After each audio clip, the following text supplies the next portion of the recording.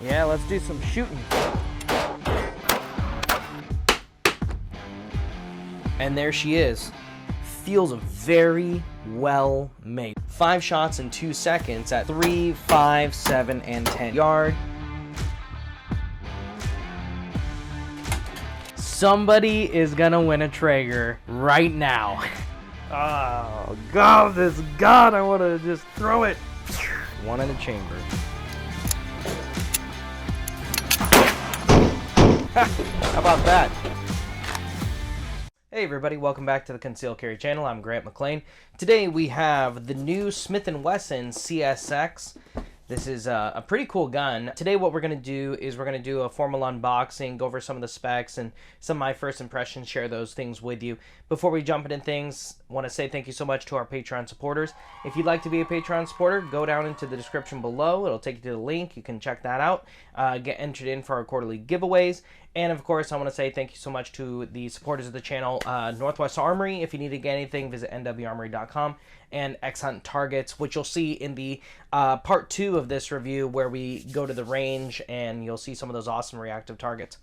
So without further ado, let's go ahead and jump into the unboxing. As you can see, it's going to come in your kind of standard Smith & Wesson cardboard box. If you're going to be buying this gun, one thing that you want to add to your budget and keep in mind is, you know, a cardboard box is not really the most appropriate storage or transportation by any means. So keep that in mind. If you're looking for one of these guns, I would probably recommend to find some sort of good case or range bag or something to store your gun in, at least for transportation to and from the range. So let's go ahead and open this baby up here. And there you go. Typical packaging from Smith & Wesson. Inside the little blue baggie, you have the new CSX. There she is, looking good. Go ahead and drop that mag. We'll dive into this in a sec, so let's set that aside. The other things inside the box you're going to find, of course, your lock. Underneath this little cardboard insert, you have your manual. Looks like a warranty registration card. Nothing too abnormal there. And you have an extra back strap and a magazine release in this little baggie here. So you'll have 2 mags. You'll have a 10 round and 12 round mag. The 12 round is a little extended. Kind of going down through some of the specs of this gun here. It is considered to be a micro compact pistol. This is going to be right in the same realm as your P365, your Hellcat, your Shield Plus, the Ruger Max 9. There's several higher capacity, 10 or more round capacity micro compacts out there, and this is to compete with them. But one of the differences about this gun is it's not a polymer frame.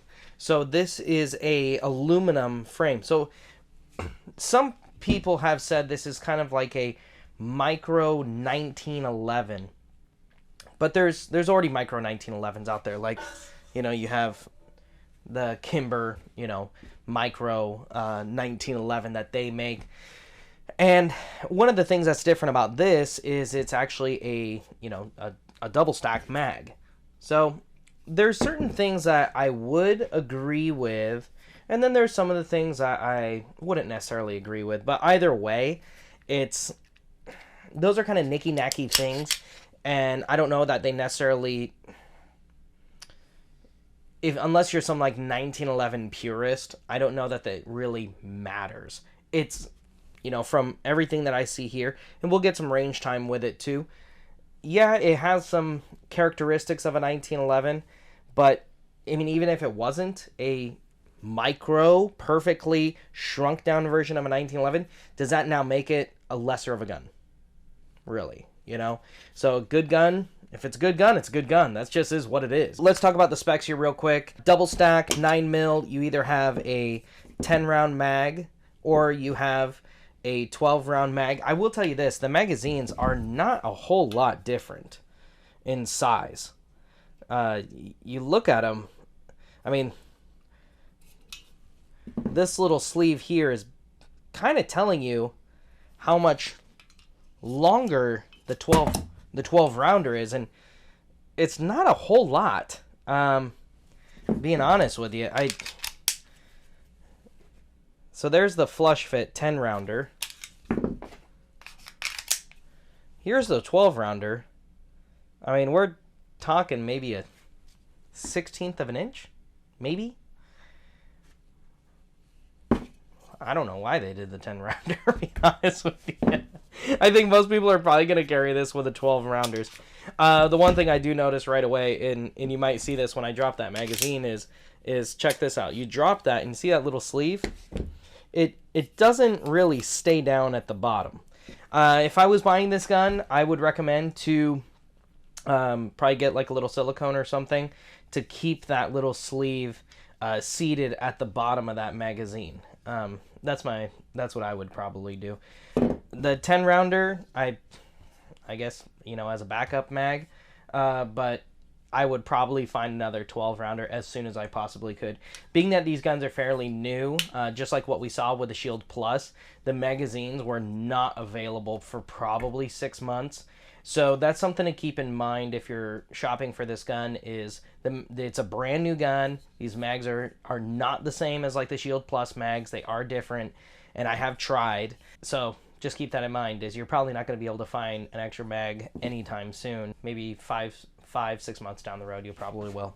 Let's go. Let's talk about the rest of this. So you got a 3.1 inch barrel there, pretty normal for a micro compact size. The overall length is 6.1 inches. It's a little bit longer and it has this extended beaver tail, but I really like that. Gives you a nice little surface area there. Kind of reminds me in a way of the P365 XLs or X models where they have that extended beaver tail on the back. I do like that a lot, and I don't think that makes a huge difference when it comes to conceal carrying the gun, being that you're going to be carrying it this way, so it's not adding to the length down there. It's just this tiny little bit there, and it's really not protruding anything past the grip itself, so you can see that it's not really sticking out that much, but it does certainly feel really good in the hand. The overall height, you're looking at 4.6 inches on the overall height, so compact gun, and the width is just over an inch wide. It's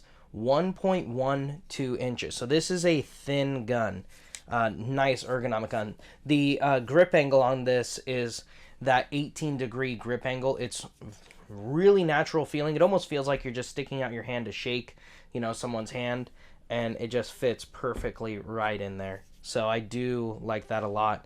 The weight, it's heavy, 19.5 ounces. Not super heavy, you know, it's not a full-size gun or compact even, but for a micro compact, this is a fairly heavy gun.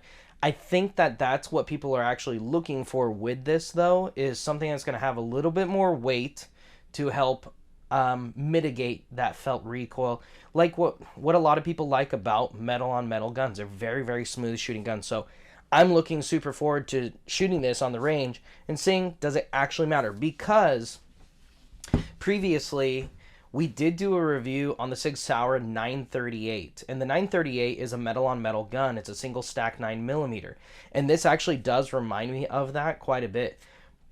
But I wasn't really impressed with the felt recoil. I thought the felt recoil, I thought it'd be a lot smoother, being that, you know, I've shot the Hellcats P365s, metal on polymer guns. Now I'm going to a metal on metal gun with that P938. I thought for sure that thing was going to be silky smooth. It wasn't. So I don't know. I don't know what's going to happen. I'm excited to find out, though. The MSRP on this gun is $609. As far as not subcompacts, but micro compacts nowadays, it's a little bit more, but it depends on which model it is that you're looking at. It's not anything abnormal for me to see a P365X or XL. That's $600. That's not abnormal at all. And also it depends too, you know, if you're looking at guns with red dots, obviously that's going to bring the price point right up there. I think it's kind of right in that mix. Obviously a little bit more money makes sense since you're not using polymer, you're using metal. Feels really ergonomic. The grips are nice and tactile. You get a nice positive purchase on it. I do like the front strap there. We'll go more into detail on the gun like we do from the sights all the way down to the magazines in part 2, and, you know, when I get some range time. But overall, you know, I think that this is going to be an awesome gun, and I think for those of you who are really in love with like the 1911 platforms, but want something smaller, something you can conceal carry and really carry every single day easily. I'm excited to see what we're gonna find with this at the range, and I hope that I'm really hoping that this is gonna give me a great positive review. So we'll see. But anyways, make sure to hit that like and subscribe. It'll notify you. Hit that notification so that way you know when we come out with part 2. And then, of course, like I said, if you want to become a Patron supporter, head into the description below. Check that out. Visit nwarmory.com if you need to get anything. That's where I got this. And visit xhunttargets.com if you want to order some of the awesome reactive targets. We'll see you next time here on the Conceal Carry channel with some great feedback. And until then, take care.